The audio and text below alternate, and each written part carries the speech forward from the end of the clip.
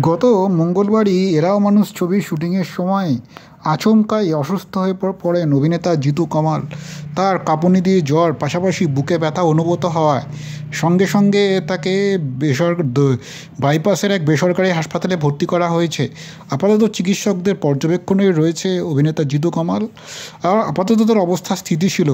আর এই জিতুর অসুস্থতার খবর প্রকাশ্যে আসার পরই গতকাল তার জিতুকে নিয়ে বিশেষ বার্তা দিলেন অপর্ণা, অর্থাৎ অভিনেত্রী দিতিপ্রিয়া রায়।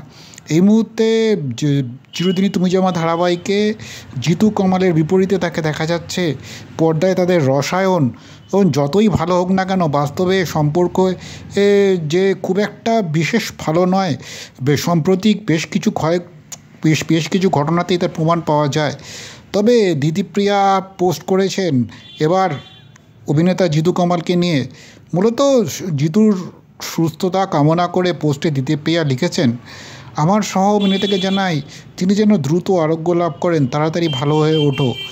পোস্টে জিতুর নাম না নিয়েই তাকে সহ অভিনেতা বলে সম্বোধন করায় দিতিপ্রিয়ার ওপর বেজায় চড়েছেন জিতুর অনুরাগী তথা ভক্তরা। অনেকে নায়িকাকে কটাক্ষ করেছেন, আবার একজন লিখেছেন যার ব্যাপারে বললেন তার নামটা নিলে বা মেনশন করলে আরও বেশি ভালো লাগতো।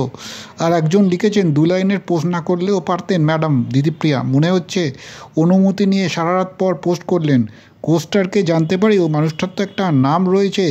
সব মিলিয়ে জিতুর সুস্থতা কামনা করে পোস্ট করে সামাজিক মাধ্যমে ব্যাপক কটাক্ষের শিকার হলেন অভিনেত্রী দিতিপ্রিয়া। যদিও এ নিয়ে অভিনেত্রী দিতিপ্রিয়ার কোনো প্রতিক্রিয়া পাওয়া যায়নি।